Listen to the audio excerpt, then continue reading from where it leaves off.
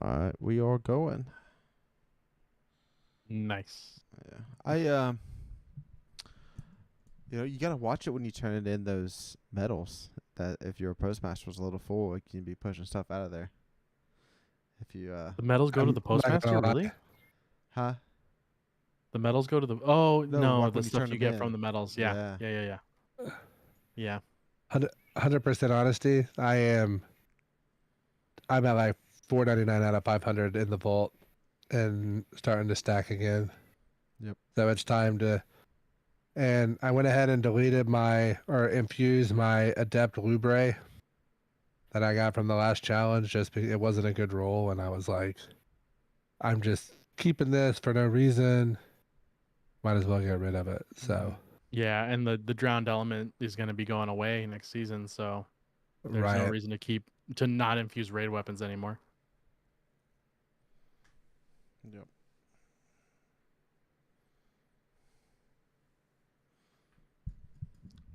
Not crazy about that. The title SMG either. It's I okay. haven't. I think the only one I have is the one that's like Grave Robber, Vorpal. Vorpal. Yeah. The one you get. Yeah.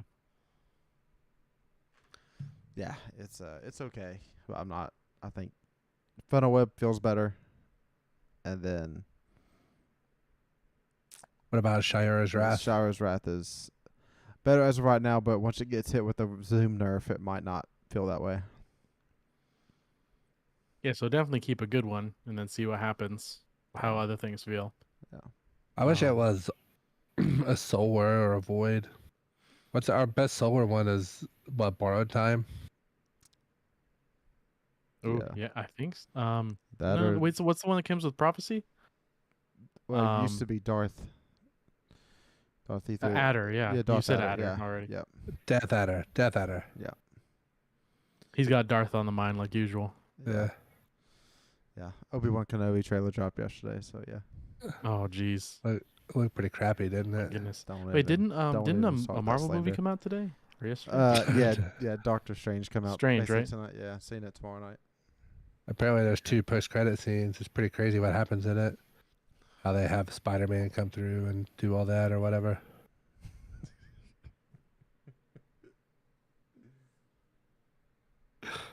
It's totally made up, for the record. The part that there's 2 post-credit scenes, I did see that, but I have no idea what they are. I was saying I'm hoping you're not lying about the 2 post-credit scenes. No, that was on. I saw that on like IGN or something on like one of my social media. Always look it up when the movie's Doctor over. Strange- How many there Doctor is? Strange will have 2 post-credit scenes. That's Yeah. all that I. That's all that I. That's all that I saw. Yeah.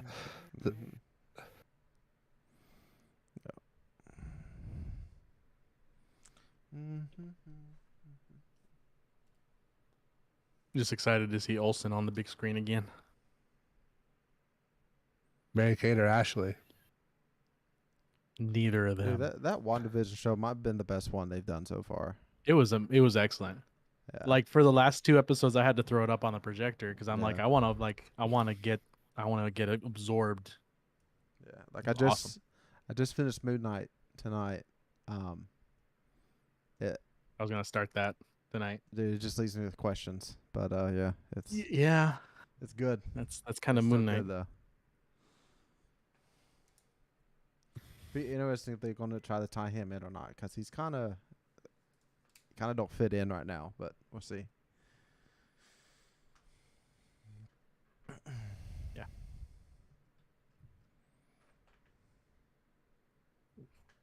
Thanos coming back. Did you watch? Man, we killed 2 different versions of him. Did you watch What If? No. You need to watch What If. Does that mean he's coming back? No, you need to watch What If. Yeah. That's what that means. Yep. Man, the chances of me watching that are like 3%. Well, you probably need to increase that if you want to understand what they're doing moving forward. But the thing you don't see is that I don't have years and years of knowledge. I have, like, I went and watched like 80% of these movies out of the last 27 or whatever that came out. I saw like 80% of those in theater. Well, you're good. Just Good, no, good. just imagine them like And I get the crash course from my friend who reads all the comic books on the way. Yeah. And then I would just shit on the ones that he liked. Like Captain America was his favorite. So I would find anything I could to just talk shit about Captain America. Yep. classic, not Ryan Fox. But yeah, no. What If does a really good job explaining stuff. To, And you can think of people each that one don't like know. a cartoon one shot, like back in the day, where each episode was its own thing.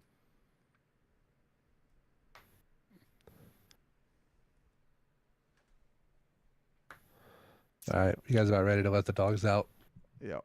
Sheesh. Yep. I'm not muted, for the record. Yeah. Putting that out there. All right. Click on the button.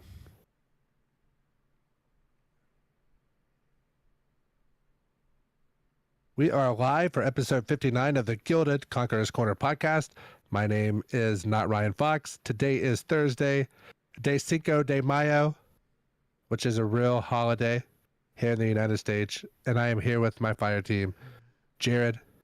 Hey everybody. Guardian Games it's here, and it looks like the math has worked out to where the Warlocks are finally going to win. So. And the chronicler himself, I'm chadocero. I'm here for it. I enjoy watching my warlock brethren doing their thing.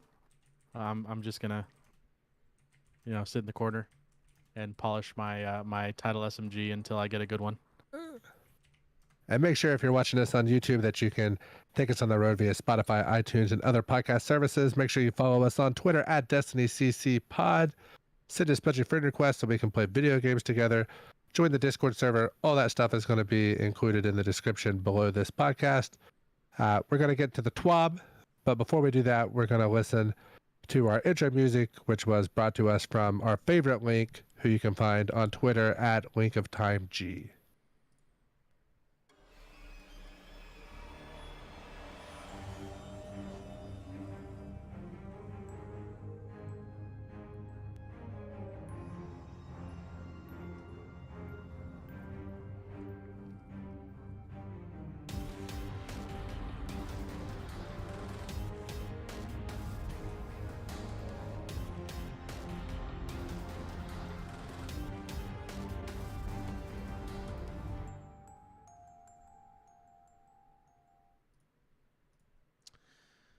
All right, everyone. We'll go ahead and start out with something pretty important here. Bungie released their statement about the leaked document coming out of the U.S. Supreme Court about Roe v. Wade and their stand on it, and basically they stand for their women employees and their right to choose, with their liberty to choose what they want to do with their bodies.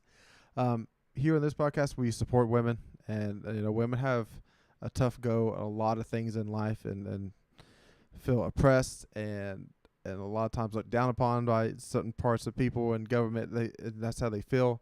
So pro women here, and they should have some control of what it's said about their body and their health. So I hope moving forward as a country we can have a civil talk about this and get it cleared up, so eventually we can stop spending taxpayer dollars on this same issue that's been going on for way too long. Anything else you would like to add? Okay. We're in agreement. All right. Let's get into something fun. Well, it might be fun for some people, and that's Guardian Games. So the Warlocks are out to early 2-0 lead. They kind of broke down last week's in TWAB about some of the numbers and player activity rates, and it's going to just continue to build off of what happened during last year's Guardian Games. And the last 2 years, Warlocks were forever second place in the last 2 years. So they're jumping out, and it looks like the math finally got into their favor, and they're going to probably win this. Definitely got Vegas has them as a negative money line, I would say. So, have you all turned in any medals? Got any titles? How y'all feeling about Guardian games so far? So Guardian games are great this year. They sucked the other years, but this year they're really fun. That's coming from forever a bridesmaid, never a bride, you know? But so the loop that I was running in, some people in the clan, they just kind of got back into the game a little bit. They were around 1565 to 1567 light, kind of bounced around there depending on what gear and weapons they had equipped.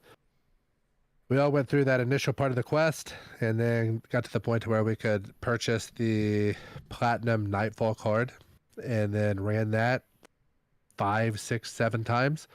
It was fun because it was challenging content for them because, you know, they were under light. I was above light, but was able to kind of take them through and show them the ropes.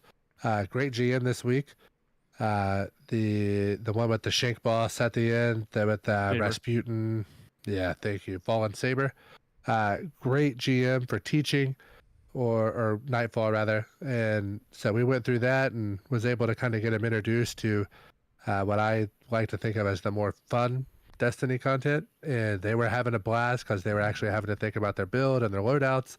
We were having to coordinate, call out champions, go through that. So I had a really, really, really fun Tuesday night playing with those guys. And was getting a platinum medal every strike. The worst part was having to go back to the tower in between completions of your card because you can only hold one card at a time. Yeah, once if you're doing that platinum nightfall and you got two other bros and you hit the master, you can complete those easily in a strike, or like a strike and the beginning section. And no problem at all. And Hothead is the weapon this week, so it's definitely one to go and hunt for. I was in there last night doing we did a master with some homies from work, and then we did some GM attempts because they hadn't done it yet. And we on our 6th attempt, we finally got past the worst set, and that was the end of that. We beat that right after that. So that was a fun run. They were excited. I was helping them build like completely down to every single mod on their armor and helping them pick like, hey, do you have anything with more discipline? Do you have anything like really getting down to like the little itty bitty things, which they'd never done. So they had a lot of fun with that. And now that they have like a really solid build, I'm like, this is like a really solid build for basically all the GMs this season because anti-barrier is the thing with Arbalest and Linears. Mhm. But as far as Guardian games goes, running that loop is really easy, really fun. If you got a squad, and if you don't got a squad, the Lost Sector ones are really fast too. If you want to do that, if you're missing some exotics, like might as well get some Guardian Games medals along the way. The Guardian Games playlist is just a new version of a Strike playlist, which is cool, but it does have like newer medals in it, which is fun to see. It kind of brings me back to a little bit to the Halo days, seeing like that big bang, like medal right there, seeing what I got. But yeah, it didn't feel very different. So it's going to be interesting to see. Because I think the scoring is just different from the playlist that starts tomorrow, like the competitive or whatever version of that playlist. But I'm definitely going to be in there tomorrow to do some, do some stuff. Mm-hmm. Same. So, that playlist that Chad's talking about there, it still requires champions and, a little bit of max game going on. It's kind of like the Legend Nightfall, and it is matchmaking. So, maybe this is Bungie testing out the ability for us to just have some matchmaking on the Nightfall playlist instead of just the first 2 levels, like more than the first. Like that Legend is the next tier. That's most of the time. What is it? Adept and then Heroic? Are those the first 2 tiers? Yeah. Those are the matchmaking ones. To have matchmaking in there and have people run champions, champion mods, and learn more about how those make up a big difference. So listen, I have to say, like, I love you guys, but I think that like Nightfalls have got real easy when all 3 of us come together to the point where we're like one banging them. It was kind of nice going through and like teaching people like, hey, this is kind of what you want to look for. This is where it's going to be. And we weren't even on GM level, but it was a little more challenging. It's more challenging than what like a GM is with us, except for like the Lightblade, which Jared just beat solo. But so save for that. It was kind of nice going back in and that stuff being difficult, which makes me wish there was a difficulty above GM to do now, like a I don't know, like a heroic GM or something. Like I wish there was another more difficult thing than GMs after doing this. Yeah, the way that just where you start working around a keep burn and making it work in your favor, GMs kind of have gotten easier this season. And of course, thermoclastic shock on your chest plate goes a long way too. Yeah, that easier. Yeah, that makes it nice for sure. So if you're enjoying Guardian games and lighting the podiums and getting your special symbol to go over top of your shoulder on your character, this is a 3-week event. So it goes until the end of the season, which is just around the corner, 2.5 weeks away. It's May 24th, and that'll be the end of the season. They go along with some of your Guardian game stuff. There's some stuff in the Bungie store to go claim. Looks like there's a big chalice you can drink out of. There's a medallion. So there's a chalice in there? Are you serious? Yeah. It's like a decorated stein. Mm-hmm. We have to order that for the podcast, right? I'll get in there. I'll look at it. I'll see if I play enough to even unlock it, as I think that might be an issue for me. Okay. Yeah. All right. So everybody remembers the huge TWAB we had the other week about everything sandbox changing. It was over 9,000 words. Well, it didn't quite fill in all the gaps that we needed to know. So we basically Bungie has got to have a huge question and answer part here coming up, and it's a lot of good knowledge here. Some of the details I might skip over with some of the numbers and stuff. It's basically the talking and simplifying the numbers that was in the Mega TWAB. So first up is about flinch resistance and how does that work. That it directly scales the angle of your aim by which you take damage. So if you have 60% flinch resistance, you would normally take flinch by 10 degrees, but you would end up only taking 4 degrees difference. That's where that 60% is taken away. And then flinch calculations show 1 unflinching hand cannon mod and 2 unflinching pulse rifle mods, but both total 0.7 flinch multiplier. Yes, that was a typo, and they went back and fixed it. And I didn't go back and look at the number change, but basically, when you have 2 unflinching mods on your chest piece, you get diminishing returns, but they do stack. What is a scalar? A scalar is when something is multiplied as a 0.65 scalar on flinch when multiply flinch by 0.65. And there's a lot of those with stability and unflinching armor mods and your resilience, stability of the weapon that we went over the other week. Next is airborne effectiveness. Can airborne effectiveness penalty take you below 0? That answer is no. 0 is the floor. You cannot get into the negatives.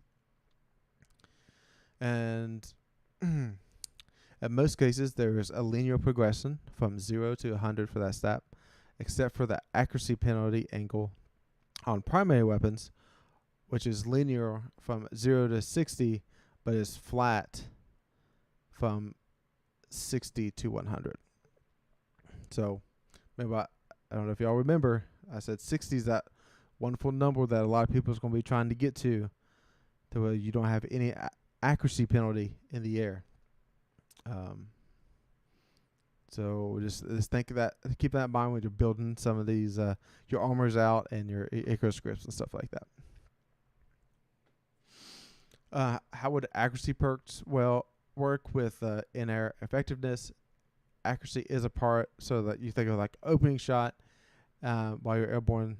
The cone will like give you a little more aim assist because it is opening shot. That will still perform, but not quite the effectiveness that it does today. And Bungie finally has gave us some pretty clear images on what aim assist is. I really encourage you to go into the TWAB and look at just the differences of the cones and the penalty, the aim assist cone and the penalty cone in the TWAB. So the first image is when you're grounded and your aim assist cone overlaps the head and you're not aimed directly on the head, but you're slightly off on the shoulder, but your aim assist cone and your accuracy cone overlap the head, giving you the headshot. And then basically the next couple photos shrinks either the aim assist cone or the accuracy cone. If the accuracy cone shrinks enough to where it does not touch the head, you will not get the headshot. If the aim assist cone also shrinks enough, of course, you will not get the headshot. But you have to have both cones kind of within the head to end up getting your bullet bending to the headshot. Is that clear as mud for you all? Yep. I looked at the picture, so I know what you're trying to say. Yeah, really, those pictures really explain it really well, and that's just like that discussion in this game has gone on for 7+ years now of the two different accuracy cones and stuff. So definitely worth go take a look at that.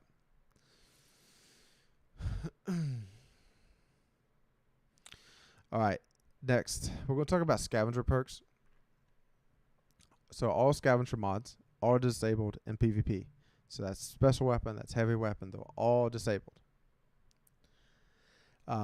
So with this change, is Bungie trying to bring back the double primary meta? The answer is no. We don't want everyone running double primaries, but it will be more viable. You're still going to spawn with 2 rounds of special ammo and still be able to pick up a special brick and get an extra shot, but people should not be using special weapons like their primary weapons. This is, you kind of do get a buff to like SMGs and sidearms as a close effectiveness because there's less shotgun ammo going to be running around and less fusion rifle ammo to people to get those like 15-ish meter in one hit kills with those 2 weapons. So they're kind of getting a secondary buff there.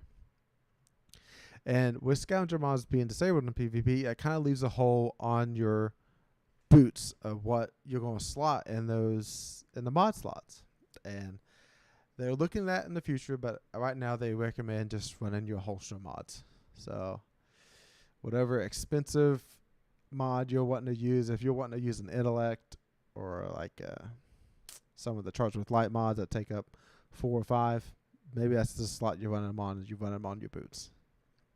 Those holster mods are pretty heavy if you're running like some of like the Master Raid DPS encounters, and you're running like a Arbalest and a Linear Fusion. That's like both benefiting from those. Like a linear Fusion holster, I found that to be pretty helpful. Yeah, I think the cost of those is a little too high for myself personally. I think that I wish they'd bring them down a little bit. Because with Parasite, I just bite the bullet and run the 5 grenade launcher energy holster mod for it. But I do like those holster mods. I agree. All right, next we're going to talk about some weapon archetypes.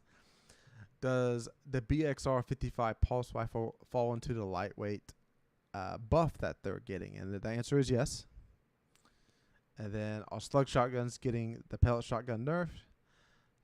Yes, for the damage fall off and aim assist changes. However, they have their own different kind of spread angle. We're talking about being in air accuracy.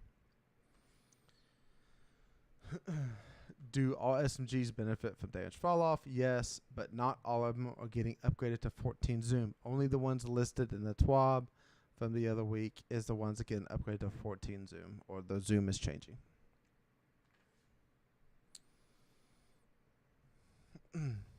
Why are there no sidearm changes? Sidearms are a niche pick when they're used by players who favor them, and they are extremely strong when that happens. And with the effective range of shotguns and fusion rifles being brought down, They don't want to make any changes to their sidearms to see how they play against those encounters. And then, why does Summoner only come back for 2 seasons? They are adding 1 new weapon and 1 reissued weapon for every season of trials, and that's just it. Kind of just got onto the chopping block as they move forward with giving us some old loot coming back, and along with some new changes. Trace rifles and machine guns are both getting buffed. Does this suggest further anti-champion mods? And the answer is no comment. But that no comment kind of says it all, right? Does it, Fox? Absolutely, it does. It's like pleading the fifth whenever you're guilty. You know what I mean? Yeah. So. All right. Is Vex Smith a class of fusion rifle when it comes to airborne effectiveness? And what is its stat? Vex Smith class will get airborne effectiveness of 19, and it's treated more of it as an auto rifle when it comes to stability and flinch reduction and airborne effectiveness. Wisp Runner is not getting its zoom upgraded. It's staying at 13, and Austria Striga is also staying the same. Lumina, its buff in PvP is also getting dropped down to 15% damage from the 20 that it was, and is unchanged in PvE. That's just where they talked about in the TWAB. They're taking down a lot of the 20% damage boosts that you can get in the game to reduce a lot of one-shot abilities, one-shot weapons in PvP. That's you're looking at the Monarch and stuff like that. Devil's Ruin and Fighting Lion. It's going to get monitored over this next season because of the changes to special ammo. So I could really see an uptick in Fighting Lion being used just across the board. Devil's Ruin, maybe that's more of a console thing, but they're watching those 2 weapons closely due to their nature. And what is some more details about Eyes of Tomorrow? But basically, it's getting a 30% buff against bosses and champions. And Adaptive Ordnance, you can kind of get some kills with that, stack it up, and then Adaptive Ordnance buff will carry into doing extra damage to bosses and champions. If you're using that for bosses, man, you're doing it wrong. I feel like there's not a lot of boss phases to where it's only the boss. Like, I don't know. I think the tracking is going to mess it up more than the lack of damage. Like, not getting all of those to hit. You know, well, maybe it's more like whenever you're going up the elevator on, what is that strike? Oh my gosh, Arms Dealer. Arms That's going to Dealer. be fun. Yeah, maybe. But I mean, it's still like it's slower than why don't you using Gallahorn? I thought he was going to say Scarlet Keep. Yeah. And I was to like kill all the little guys. Yeah, but here's the thing though, because like the two-tailed fox rockets, it does Eyes of Tomorrow react that way where it shoots out and then doesn't move and then fires? Yeah. Because if that's the case, then the elevator you can't use it. Yeah, it might kill you. Because it'll kill you. It'll touch the ground and blow up right next to you. I'll have to test that. Yeah. That'll be a fun test. We'll do it on the GM next week or the week after. Should be Arms Dealer, I think. Yeah, one of the 2. Yeah. All right. So, any questions you think Bungie should have answered and they left out that come to mind?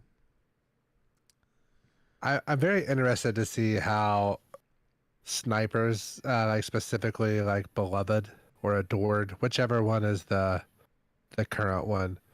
I'm interested to see how they play, with airborne stuff and just snipers in general.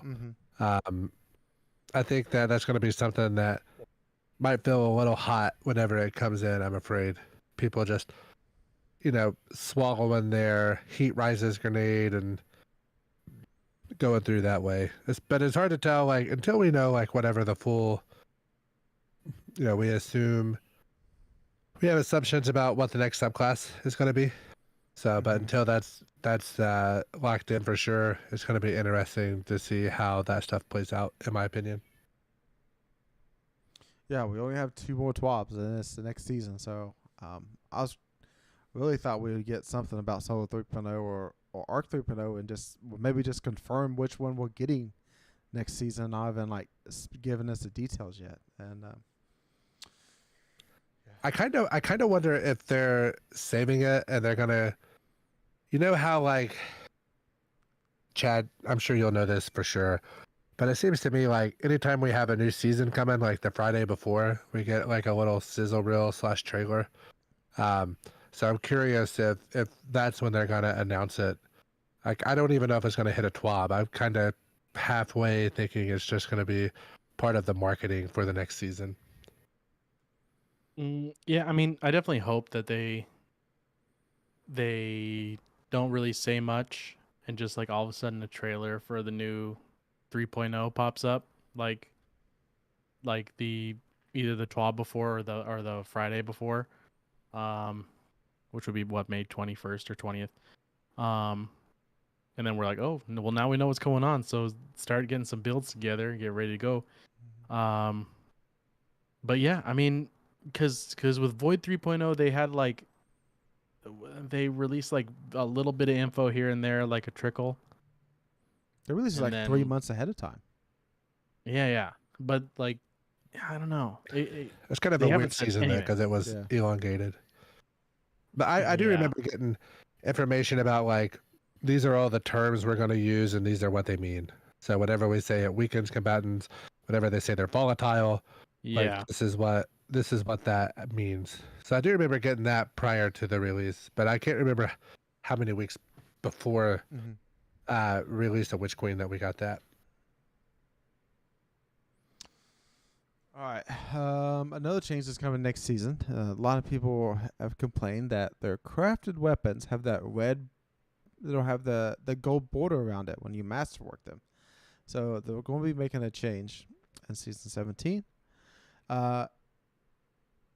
You have the ability to achieve masterwork look for crafted weapons. To get your gold border on legendary crafted weapons, you would need to have enhanced intrinsic perk and 2 enhanced trait perks, and then crafted exotics will require the catalyst to be inserted.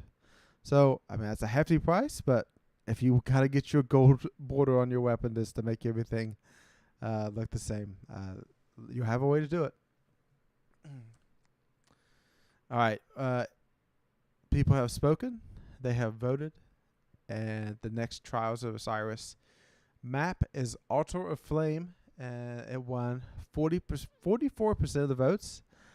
Second place was Vostok at 36, and Fragment received 20.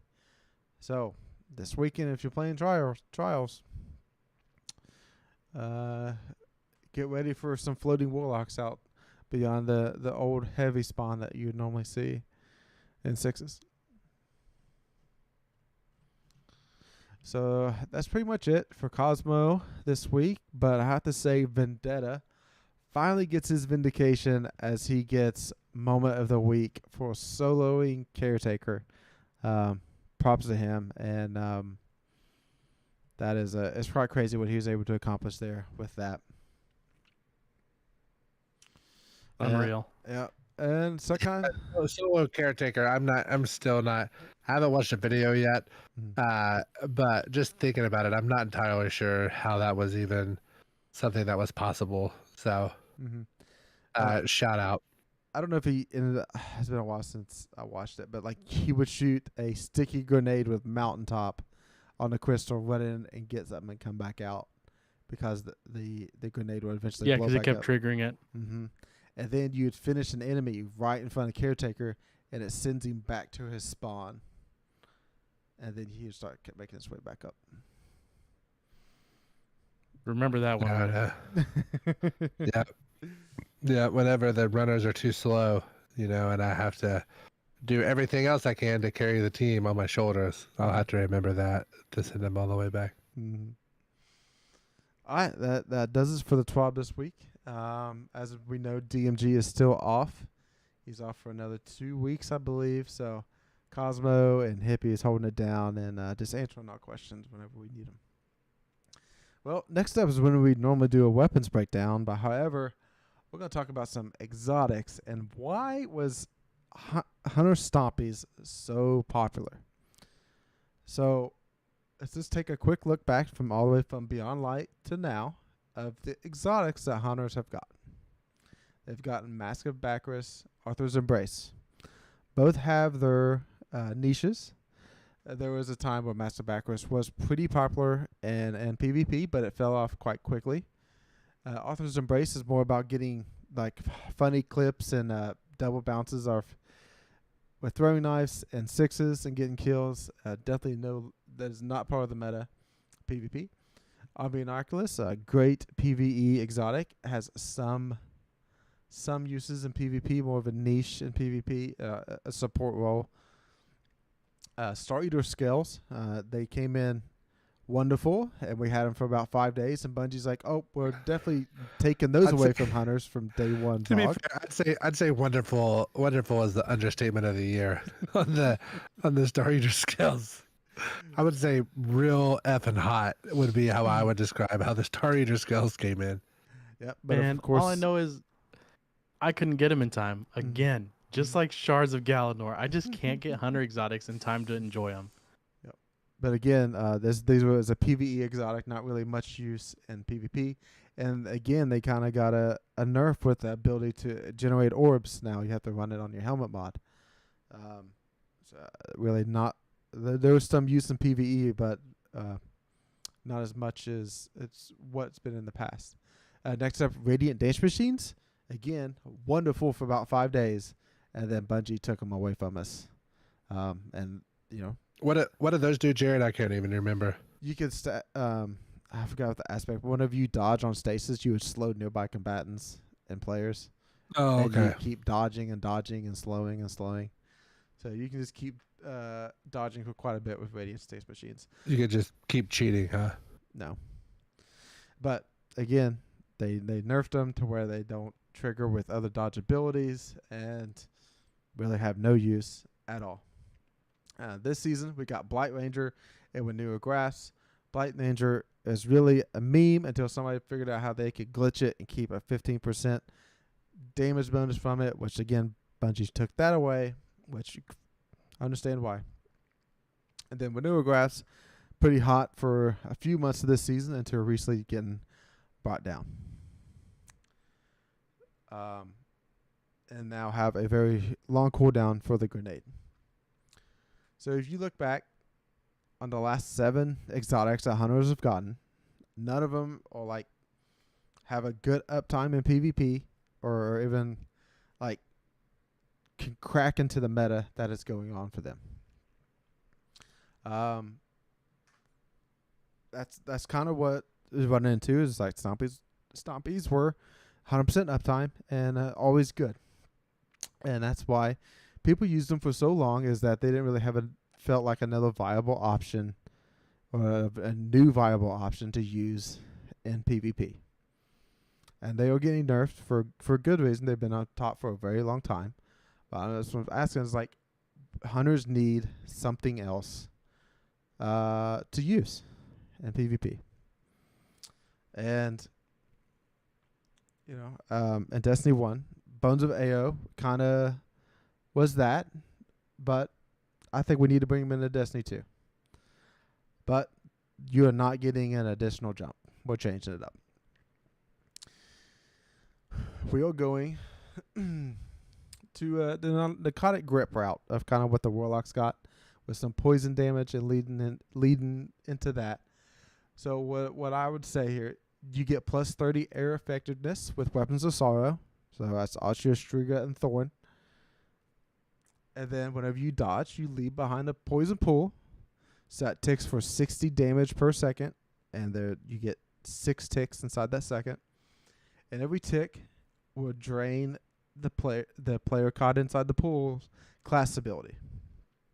Hold on. How much damage per second? 60. So that seems a little high. Well, they would have to stand inside of it for 3.5 seconds to die. How much is a Wither Horde pool? That's a lot more. Yeah. You can. Yeah, because yeah. So you have to be there for over 3 seconds, Fox, in order for the pool just to kill you. I mean, I don't know, man. Just hearing 60 damage sounds high, like without like seeing it, like playing it to see how it feels. I'm gonna take you guys for your word that it's less than a Wither Horde. Oh yeah, it's way less. Which Wither Horde, you're not going to last a second. how much radius we talking on this thing? It's about the radius of Wither Horde. Nothing. It's not. Sheesh. Yeah, but it's only going to last for 5 seconds. So it's a short. And that's every dodge. Yeah, it's every dodge. So if you have 100 mobility, how often is your dodge up? Do you know? I think it's down to 18 with double kickstart now. It seems like an awful quick time to be able to throw that. But like I said, without playing against it, I couldn't tell you. Yeah, I can usually tell pretty fast what's annoying. Yeah. Oh, it's that's my skill. It's definitely gonna be annoying. I might not be great at the game, but I can tell you pretty fast about what like what an issue is based upon how fast I get annoyed at it. Yeah. And guess what? While you're in that pool, I'm taking your class ability away. Yeah, I'm getting 10% of your class ability for every tick. Does it siphon or just take it away? It siphons it. So like, say you're at 100%. Just to you. Yeah, and you stay in there for a full second before you get out. I get 10% of your class ability. That feels really strong. But granted, I guess it is. Like, I don't know how that would be useful at all in PvE. But I mean, I guess like, so what's the void to where if you dodge and you become invisible, or whatever? Yeah. I guess if you do that, there's another part of this for PvE, and that's whenever you get a precision kill with a weapon of sorrow, it drops the pool. Where does it drop the pool? Around you or around them? Around them. But that is just PvE. I don't know, man. That seems. What about if somebody dies within the pool that came from a headshot? Does that drop another pool or what? No. So like if Thrall are charging you and you kill like the lead Thrall, it drops a pool that lasts for how long? 5 seconds. That's a long time. Yeah. How long does your healing riff last on a Warlock? Depends on if I'm using Butcher the Assembler or not. I'm pretty sure it's a standard like 20 seconds, right? No, it's not that long. I think you might want to time that out, Fox. It's not. I stand in it. Whenever I throw a rift down, there's a 10-second timer, and then if I have Butcher the Assembler on, it gives an extended timer of 5 seconds at the end of like every even number. So it's half of a rift for my class ability and your class ability? I'm not sure how your math works, but if that's what you say, then I'll agree with you. Mine's 5 seconds then, and if yours is 10 seconds. Are you talking about recharge rate or how long it lasts? Your rift, it takes about double the time to get it back, but mine is about half of that, and it lasts half as long. It's a third. Rifts last 15 seconds. Yeah. Yep. Yeah. So, I'm just trying to get something for hunters to replace stompies. I'll be honest with you. I don't think you're far away. Yeah. I think you're like 85 to 90% of the way there. But I feel like it could come a little hot. So like, it might be something like instead of lasting 15 seconds, it lasts like 12 seconds or something. Or like instead of lasting 5 seconds, it lasts 3 seconds or 4 seconds. Yeah. Just to make it. But without like playing against it, I can't really know like how overpowered it's going to feel. But I feel like you're 90% of the way there of having like a very interesting exotic for the hunter class that could be useful in both PvP and PvE, which is further than Bungie's made it in the last 4 seasons that you listed off exotics or whatever. Yeah. So yeah. I mean, they did a great job. Our exotics have been trash. They've been absolute trash. Like you start looking at them, we have like 90 per character or something at this point. Oh yeah, it's way up there. And out of all those, there's 5 per class that are like must-haves. Probably. Yeah, I mean maybe 7 Like if we're being like real must have, like maybe 7. But and like for the Warlock, most of them are boots. Like you don't even really have to. You've got like your Geomags, your boots of the Assembler, your Lunafaction boots. You've got the Phoenix Protocol is really the only chess piece that you need. Arms, you have like a Controverse Hold, Ophidian Aspect, which is basically just a PvP thing at this point. And then you have the ones that give you heavy when you finish a champion or whatever. Aeons, yeah. Yep. And headpiece you got 2 or 3. So like 10 out of 88 or whatever on there are actually useful. And some of those are like very specific as to when they're useful. So I mean they have an issue of they have to have exotics to sell the season pass and to sell the new season. But they're very watered down at this point. Yeah, I feel like you throw out the name Bones of Eao, it might capture a few extra eyes that might would invest into the season pass. Yeah, I agree. I wish they had like some like really clever nod to like the Air Jordan logo, like like the Jumpman. Yeah, because that's what they always reminded me of in D1. Because you got the quadruple jump is basically what it gave you, like a whole extra jump. Yeah, I don't want that. I'm not trying to get more people playing in the air. Hunters will be on the ground in this. Bungie is. Well, it's going to come at a cost though. Yeah. Yeah. All right. Well. So would you still call it Bones, or would you call it something else? I still call it Bones. Like something else of Eao? Yeah, and in this scenario, we get the Dreadnought back and we go to the Lost Sector on the Dreadnought to get him. So. Yeah. Yeah. If I had 3.6, the Dreadnought is going to feel ridiculously small if they bring that back into D2 right now. Yeah. It is going to feel like baby sized if they bring that back as a destination. Don't you think so, Chad? I mean, it's big, but it's not open. It's like lots of little tunnels and cramped spaces. So it would feel small comparatively, like compared to all the other stuff that we got right now. Yeah, I would very much agree. I'm sure we probably will see it come back. Yeah, I'd imagine we're probably going to see everything come back before it's over, or most of it anyway. I think it'd be cool to have eventually Destiny will stop being produced, and you just get like the Destiny universe game, and it's literally everything. It's going to be 300 gigabyte, but you literally have everything in one spot, and Yeah. I would say if I had to guess, they're going to have their last major expansion, and they'll have a year of content after that. And then they'll do one more year where they bring everything from D2 that was vaulted back in, and most of the D1, if not all of the D1 stuff, will also come back in that year. And that'll get another year out without a major expansion release. And then once that year's over, that's the game that we're going to have. Yep. And then Matters hitting the shelves. Yeah. All right, Chad.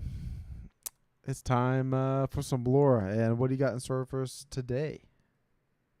We are going to finish Saladin's story, the one where he met the girl.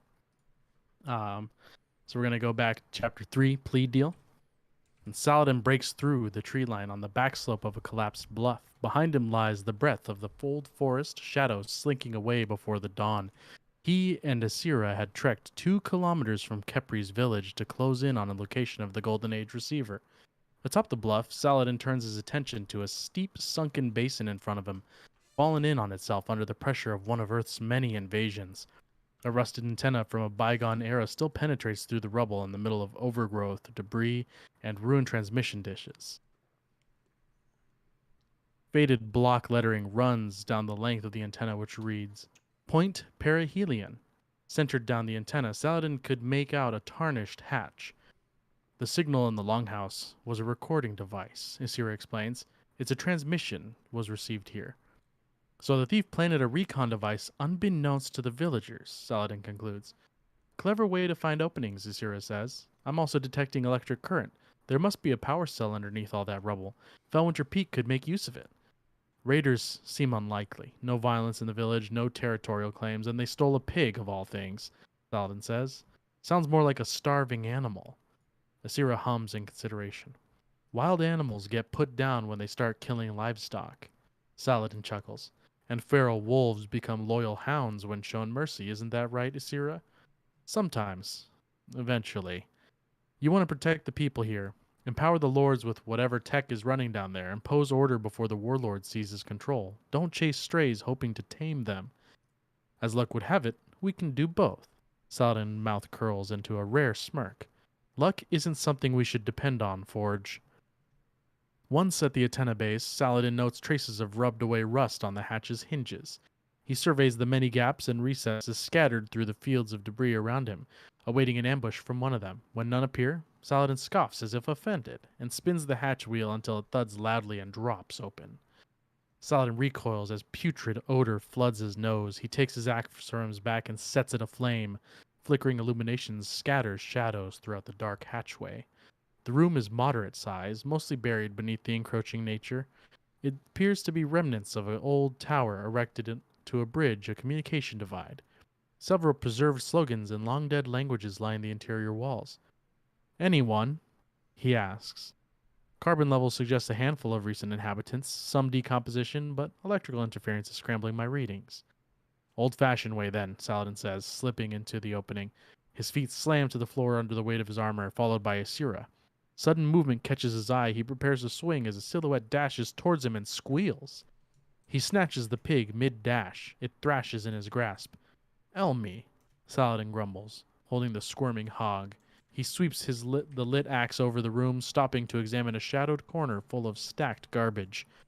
Isira homes in on the same spot and ignites her flashlight to reveal a face, a filthy shoulder, and a gun barrel half buried and hidden deep among the refuse. Good pig. The young girl has him at gunpoint, flat-footed. Saladin's brow furrows as he eyes his opponent, no older than 14, a wilder child girl wrapped in furs and smears of dirt. I will put a hole in you.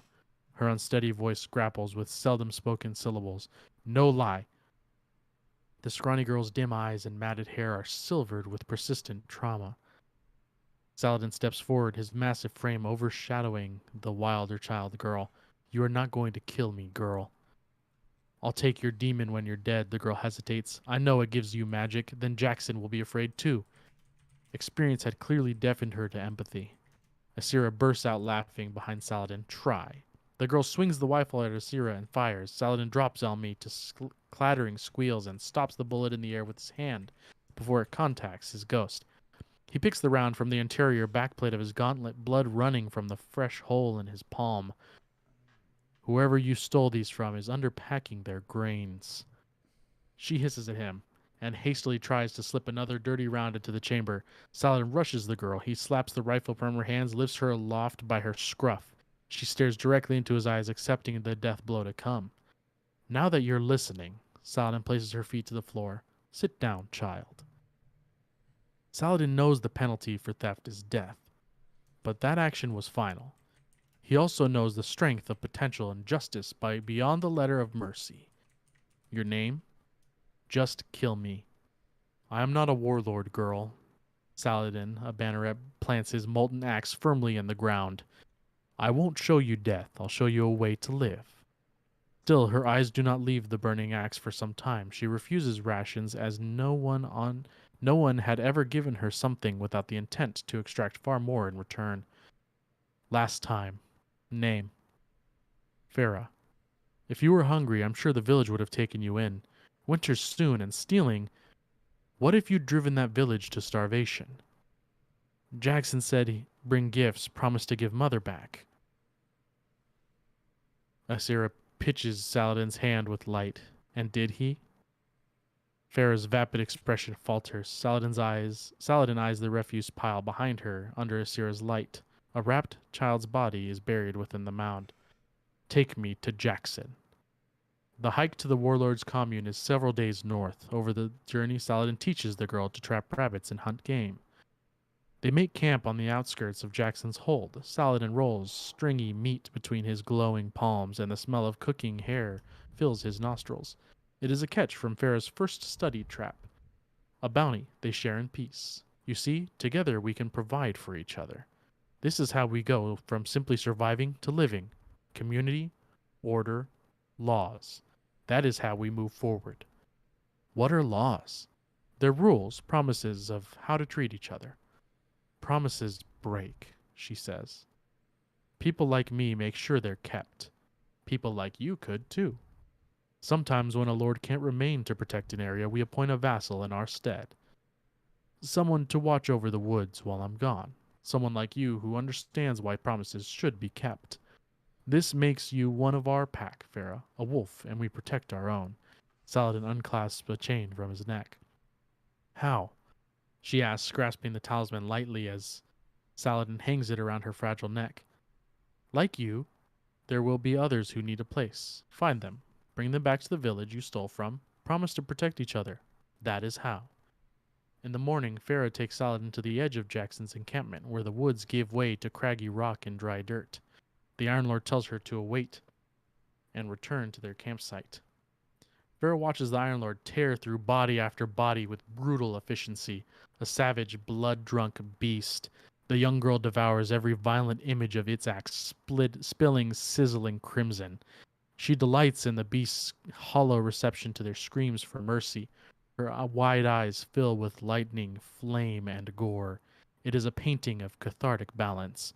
Though she does not know the words, it is vengeful righteousness that takes hold in her.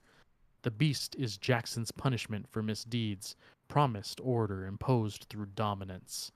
Farah rubs her talisman when the warlord Jackson emerges, amethyst light surrounding him. A moment of fear creeps into her heart as Jackson bellows laughter and charges, but he too falls under an obliterating column of lightning called down by the beast's thunderous roar. All that remain is a crackle of cindered bones flaking into ash. She smiles.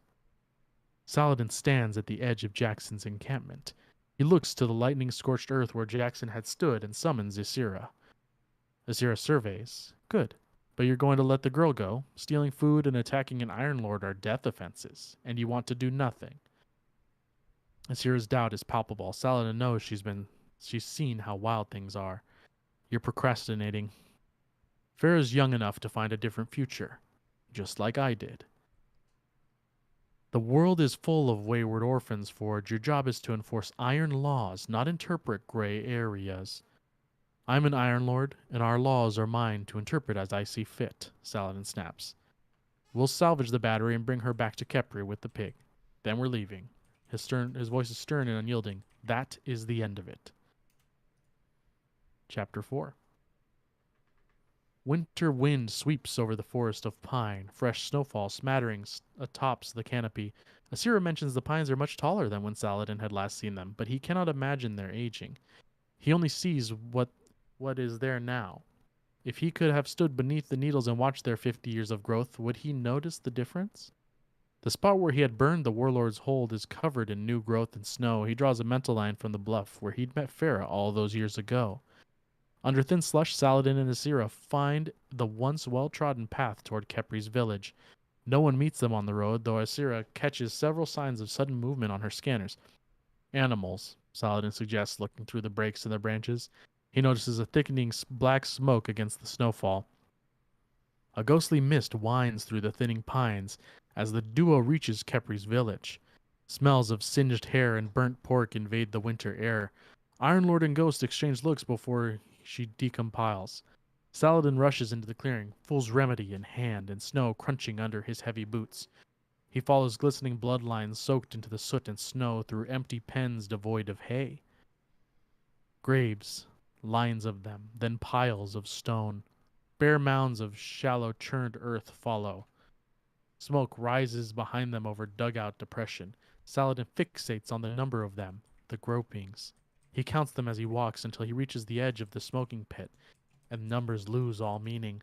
A huddled, smoking mass of carnage lay tangled in the pit before him. cauterized panic still smoldering in the frigid air. Saladin stares into the sunken sockets of a charred face. He imagined Kepri's face staring back at him. Was it him? Features all burned away, years older? Saladin turns to see Asira sudding something in the longhouse. Through flames rising in his eyes, he sees a crude reproduction of an iron sigil nestled on a wolf's blackened skull. The Golden Age antenna no longer received signals. It was bent, unable to discern anything for itself, but still able to throw noise into the sky. A new settlement had been formed around it, fenced with wooden spears and built along the basin in a spiral shape. Saladin makes his way inside the oddly vacant encampment, unhurried, and descends. Where once a hatch led him down into a center of communication, now a hollow building lay carved open. A path of set stones had been pressed into the ground over years of foot traffic. Crimson moss takes root in the mud that fill in the gaps. It flows underground to an open hall like an estuary. He tells Asira to stay outside and watch his back. Silvered eyes pierce through a dim hall fashioned from the surrounding comm station. Saladin watches the moonlight gleaming off them like two dancing spirits. He sees himself in that fearless stare. I didn't imagine I'd see you here again, young one. It's been a long time since anyone called me young. Farah, packmaster, sits upon a scrap heap of a throne at the rear of the hall, 8 rugged gunners flanking her. She's a woman now, several decades of age and violence etched into her sun-scarred skin and wizened face. Her finger taps a half-missing ear, long-healed. You came from far away. What for? Rumor of rapid wolves prowling the outlands. Are these yours? Farah leers at the crest on Saladin's armor. My pack. Most are hunting now. I removed the warlord and you took his place. Saladin's voice is thick with rage. Same as it ever was, Farah muses. Someone had to keep order in your absence. Saladin scans the room with disgust. This is not what I taught you. Farah smiles and looks at her comrades. Isn't it? They're orphans of the forest like me. You lost yourself, Saladin barks as he steps forward, his fingers slipping inside the trigger guard of his holstered weapon. Farah cackles breathily. Because I followed you, I asked for forgiveness for stealing, and they took my ear. So next time I met them, I took back. It continued until they lost everything. She gestures behind her to her grinning disciples and stash of stolen goods. The pack decides what is best. Iron Lords do not slaughter innocent villages. We don't starve people. I don't murder children. Saladin growls, heat building under his skin. What do you do when a warlord refuses to bow? Order is imposed, old gray lord, or have you forgotten your lessons? She sifts in her seat. I learned that when you slapped the rifle out of my hand, when you leveled Jackson's camp, I understood. I made a mistake thinking that what you needed was mercy. The Iron Lord swiftly unholsters Fool's Remedy. A quick burst drops Farah's rightmost wolf, leaving the pack stunned. Saladin steps forward and kicks Farah's throne, sending her and the chair skipping across the ground like a pawn stone, until it crashes and pins her to the far wall. Farah's leftmost wolf draws a wicked machete and lunges. Saladin whips the axe from his back with his offhand and cleaves the bandit clean pelvis to crown. The two halves slump limply to the floor. Horror freezes the pack as blood pools around them. Farah's shrill voice screams, "Put him down." Bullets cross in the air as muzzle flashes erupt in every direction. Saladin pivots to face the bulk of the pack, rattling off rounds as freely as his armor and body are receiving them. He kills too. There is no cover. There is no retreat. This is a reckoning. Wolves whine and die around him. A shotgun blast catches his shoulder, drawing blood and disarming his pistol. He staggers back under the dead of his wounds. Red drips from beneath his epaulette. But pain is the furthest thing from his mind. He ignites the arm in fiery light and casts a solar hammer that caves the shotgunner's skull with a sizzling pop. The second-to-last wolf drops an empty weapon and tries to run. Saladin heaves his axe across the hall and catches the coward in the back. They collapse under the heft of the molten blade and combust. He turns to the last wolf, frantically trying to reload their weapon. They back into a corner as they rack their rifle and spray rounds. Saladin charges through the gunfire and slams them against the wall. He unleashes a barrage of arc-wreathed fists to pulverize his foe into a convulsing pulp. Saladin sees Farah still pinned and struggling beneath the throne, burning wreckage around her. He grimaces as he flips the throne off her, wraps his hand around her neck, and lifts her aloft. His fingers crush the air from her throat until they feel spine. His body aches. He pauses to catch his breath to see remorse in her eyes. Pharaoh places a gentle hand on his fingers. "How long until one comes to repay your violence?" she wheezes. Their eyes meet. Saladin's grip loosens. With her other hand, Ferris plunges a narrow blade into Saladin's neckline. He winces and turns to see the thin silver sliver of metal in her hand. Saladin meets her eyes again. There is no fear. His grip tightens until bone shatters. He releases and lets her body crumple where it lands. He watches the life slip from her eyes, replaced by pain, trembling near death. Saladin picks up his sidearm and delivers her one final mercy. Asira floats near the settlement's fence, a small shadow against early morning sun piercing through snow flurries. Saladin climbs the distance to her before she heals his wounds. The journey is a purifying penance, he tells himself. Pain he can abide. Oh man. Like the little like story that is shown in the game is good. It kind of gives you like the gist of what happened, but actually reading out how he's just murdering these people. Yeah. Oof. Yeah. Like we already knew he's been through some stuff, but like holy moly, he's just covered in blood. It's wild. And now he's teaching the Cabal all his ways of warlording and Yep. really beefing them up. Iron Lording. Okay, he was no warlord. Okay, that's right. All right, it's time to get into some mailbag questions here. First up, what have you done in Destiny this week? I'm finding it hard to find a reason to grind. I feel that pain. I'll start us off here. So I roped Chad in. One of my best friends in the entire world decided he was going to come back to Destiny about 2 or 3 weeks ago. I might have mentioned that, helping him run through that new light quest and things at the beginning. So he messaged me and he's like, "Hey, I want to try to do some raids." And I was like, "That sounds incredible. That's what I like to do. When are you free?" And he's like, "Well, how about tonight?" And I was like, "Let me see what I can do." So I messaged our little group chat here between us three. Jared had to work the next day, so he was out. Chad said he would help out. We spoke to one of our other day one boys, Raider Fred, who decided that he would help us out. So we had 3 people that I would venture to say are very familiar with the raid, and 3 people who had never touched the raid whatsoever. And we beat the first encounter on our first try. We beat Caretaker on our second try. And the third encounter, we were there for an hour and a half, probably, Chad? Yeah, I was going to say hour and a half. Yes. And it was just more, everybody had to learn the signs and the rotations, but everybody got to the point to where they were confident calling out like love or most of the main signs. And truth be told, as somebody that's even ran that raid like double digits of times at this point, sometimes I call them by the wrong name. Like I might call Witch Queens, I might call Savathun Witch Queen or something like that. But they all had the symbols pulled out, printed out, or on second monitors or whatever. And damage was never an issue.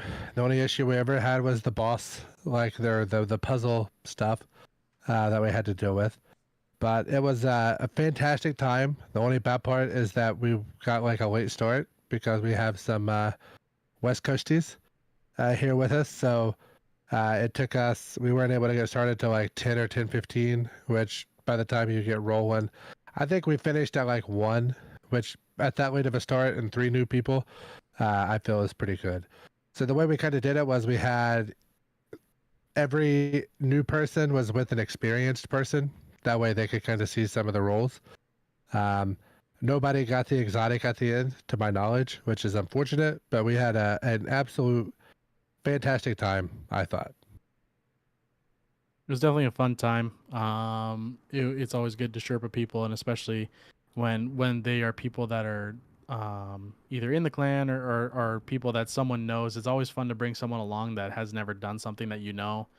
I know that I have a couple of coworkers that are like, "Dude, take me through the raid," and I'm like, "Bro, we gotta set it up, but as soon as I get it handled, we're gonna get it handled, and it's gonna be a fun time."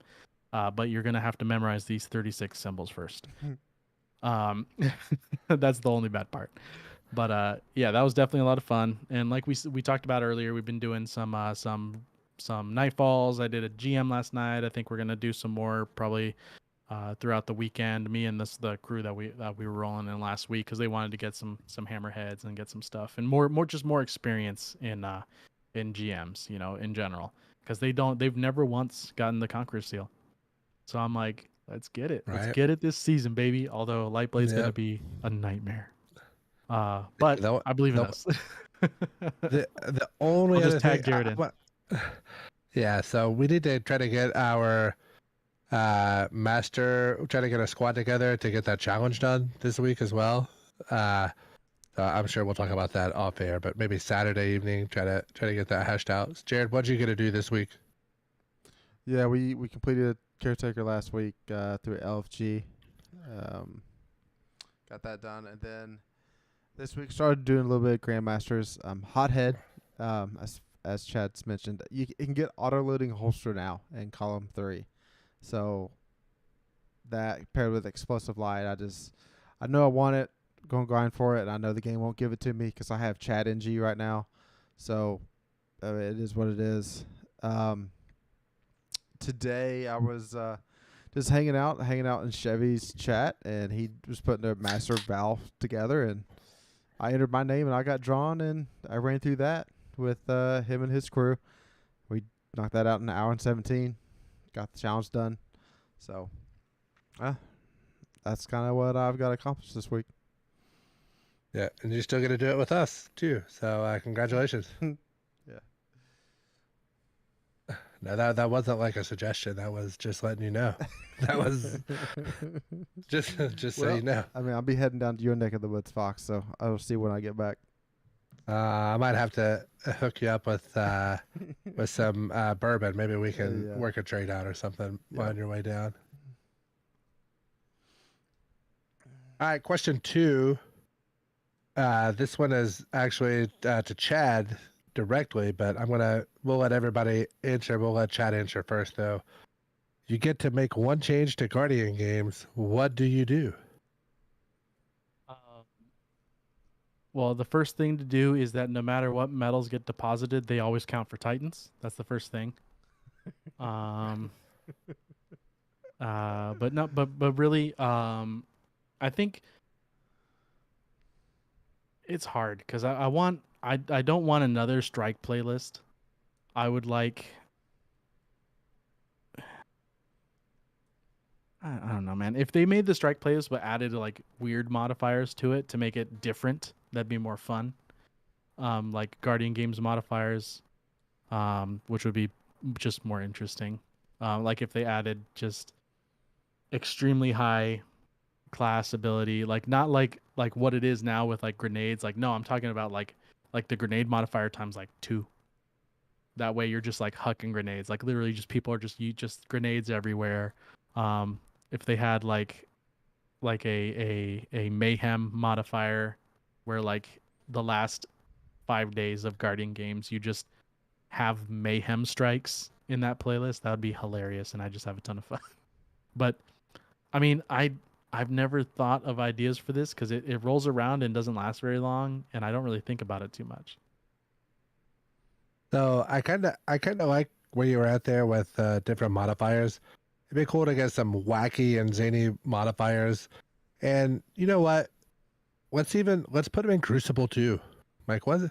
It's what? So we have 3 playlists. We have the strike playlist, we have Crucible, and we have Gambit.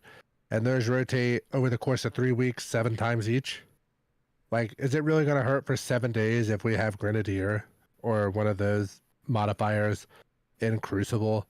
Like, yeah, sorry, it sucks today in this one specific playlist. If you don't like it, just go play Controller or whatever. Like, what does it matter? Let's get that in there. Let's and as far as Crucible goes, let's get all Warlocks or versus all Titans or versus all Hunters. We have enough players in the game that are playing. Let's put all classes on one team, and you just randomize, however it works out. You know, if you play hunters 3 times in a row instead of titans, like, is it really that big of a deal? Not really, right? Do the same thing whenever we go into Gambit. You're always matched with people of your fire team. Same thing with strikes. You're always matched with your fire team. That increases the amount of laurels. That's your, you know, make laurels from your own class be like 1.5 or 1.25 modifier. So if you pick up 4, you really get the credit for 5 that way. And just really push, like, kind of separating the classes from each other. And I don't think that I should be able to play on a Titan, get medals, and then cash those in on the Warlock class. I think it should be whatever class you get them on, the class you get it. Let's make it to where this is probably like big time dreaming. But what if Evil Levante was able to offer some weapon? So like the title drops 90% of the time, but 10% of the time you might get like Cold Frost or one of the other weapons from her other seasonal things that she brings around. So people that didn't play that season, they can get a couple rolls of it. And and give her like a rank up. Whenever you rank up, you get her specific engram. You can use that engram to focus it into if you want the title, or if you want Cold Frost, or if you want whatever what was the Braytech werewolf, like whatever weapon she's had in the past. Let's put those in there. You can focus those with some currency that they introduce in her seasonal thing, and maybe for every 3 the competitive playlist, for every 3 matches of it, you get 1 currency to focus an engram. From every 5 of the practice playlist, you get 1 of the currency to focus an engram, and just kind of do it that way. That would be the way that I would start, but it's probably like just a big time dream, in my opinion, because they're not going to put all that effort into it. Yeah, we got Wesley in chat saying that he would want the Menagerie Gauntlet be brought back, and since it's like Olympic theme of when you kind of like have racing and stuff like that. Yeah. So I kind of thought of like along the lines what you talked about in Crucible Fox as a whole team, but I actually want 4v4v4, and it's all in the same game. And then the winners get a gold medal, and the second place silver, and third place bronze. So you can really stay in the playlist and get medals that way. Yeah, that's pretty rad. That's definitely rad. So would you have anything like, would it just be a Crucible event, or would that just be like, how would you do that? You know what I mean? I would. Would you have 21 consecutive days of Crucible? Yeah, that would be a Guardian Games Crucible event, and it would be a play test as how does the community react to a playlist like that, because we've never had anything that got that strict the way your teammates are like that. So no, I would like to see it. Yep. I think we've got some half baked ideas. Maybe they're not all the way there, but I think we're like I said, we're ideas guys. We're not execution guys, right? We don't get paid to put the code in. We're just here to give ideas. Yep. All right, we do have a question from chat. Is y'all's money on Arc 3.0 or Solo 3.0 for next season?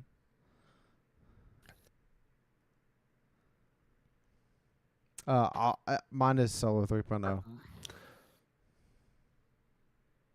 Yeah, I think you're, based upon some things I've seen, I think that you're right.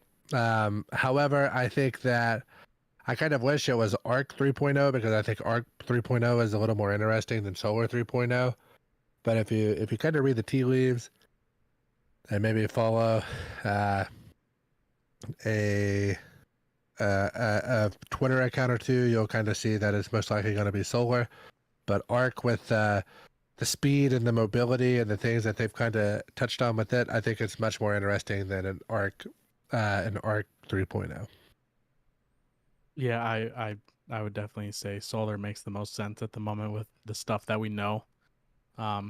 But what do we know? We're just 3 guys that talk about the game. I hope it's solar. That'd be fun. But like, yeah, they're testing arc stuff with the Lance, so they wouldn't. Why would they be testing it now and give us Arc 3.0 next season? Yeah. Like, they'd have to be at least 2 seasons ahead Yeah. before, like, if they're testing stuff currently. So it's just smart money's on solar. I think we have one more question here for the mailbag. Or no, we have 2 more. I'm sorry. Next question. Have you started stacking bounties yet? I will say that I had that thought Tuesday night. Like, why am I still cashing these bounties in? Because I'm already at plus 21 on the artifact. I don't need to be any higher. Why am I not just keeping these? And the reason for that was because I had all seasonal event bounties. So I went through and I grabbed a bunch of bounties, and I didn't get to play last night, so all those are now expired. So I will go back through the next time I play and start the stack. Yeah, I started on my Titan. I can hopefully get them done this weekend, and then, just slowly work on the other 2. Yeah, start saving. As Fox had mentioned, I think I'm plus 24 or 25 on artifacts, so I'm like not really needing that for anything. So yeah, I had to start saving, just that way I don't have to crunch that last week of the season and just play Fortnite no build mode or something like that. Gross. Don't you ever say that word on here again. Don't you ever say that word again on here. Last question. Are master raids too difficult? So I want to preface what I'm about to say by saying that I enjoy difficult content. However, while running these challenges and these master raids, it seems like I have slightly more patience than most people that I play with whenever trying to complete these master challenges. So I think that I couldn't imagine trying to get the stars to align by running just a full LFG squad, but it hasn't been too bad running like 3 to 4 of people that are competent and capable, and not only that, but at the level required to do these, and you're adding 1 or 2. But trying to get 6 completely random people, I'm sure, is an absolute nightmare. So I think that the master raid is a fun difficulty if you're not trying to do the challenges, but whenever you throw the challenges in, it's kind of a pain in the behind. So what are your guys' thoughts? The amount of champions you have to deal with really depends on the seasonal artifact. So that plays into how difficult the master raid is, just purely based on your mods. And Overload SMG and Overload Auto Rifle is such a pain. You got so much overloads in that raid. Unstoppable is okay between hand cannons and glaives. You can live with it, but and pulse rifles, right? Yeah, pulse rifle. So you really miss not having like rocket launcher being unstoppable, or how we got unstoppable fusion and 1,000 voices was unstoppable, stuff like that. I think you're just missing something being in the heavy slot. Yeah, the artificial difficulty with the increased, once you hit light, with the increased addition of more champions is annoying, and is dictated by the artifact. And Jared hit it on the head. Overload on being on only auto and SMG is the worst. It's the worst ever. And not having a heavy option is just bad. Like, I get that they wanted glaives to be a thing, and unstoppable glaive is fine. But not having at least one heavy weapon type being something is just it narrows down what you have that you can actually use way too much. And it's like, anytime there's an overload unstoppable anything, I just sit there and get annoyed, because I'm like, okay, I guess pulse rifle and divinity, like that's what I got. That's what I'm going to use, because there's no other exotic, and overload SMG and auto rifle is inconsistent. Yeah, and they put it in chat here. It's like, yeah, whenever you stun those overload hobgoblins on the caretaker, even though like you get the text that they stunned, they stop moving, and they continue to send out 2 more sets of homing missiles out of nowhere, and like, what are you supposed to do? And it's very frustrating, and that's kind of sometimes how like LFG groups fall apart. You know, one person gets frustrated, leaves. That person's like, well, I'm not gonna wait around for them to find somebody else. I'm just gonna leave. So it kind of just falls apart, and that's like people's patience run out very easily. I don't know. I hopped in to help Jared. We did a LFG on that, the caretaker challenge, and once we had a few people and we got like 4 runs under our belt, like it went very smooth. But until we did that, like we would wipe on the first floor, we'd wipe on the second floor, we'd wipe on the first floor, we'd wipe on the third floor, we'd wipe on the second floor, we'd wipe on the first floor, because you're just bouncing one person in and out every time. But once we got like people that stuck together, were at level, that understood the encounter, it wasn't that bad after a few tries. So, in the words of Jimmy Valvano, don't give up, don't ever give up. So, I'm going to let these 2 jokers sign off here. Man, auto-loading hothead. I know it's going to elude me. I'm going to say it again. I want it so bad. It's going to get an extra buff next season with the rocket launcher change. Go get a good hothead. Definitely be in there for that hothead. I didn't know it got auto-loading, and now I'm really, really going to be in there. I think my coworker's going to hate me, the amount of GMs we're going to be in there, and the amount of times I'm going to get frustrated when we wipe. But I need that rocket in my life. All right. Don't forget you can follow us on Twitter at DestinyCC Pod. Join the Discord. Send us a bunch of friend requests.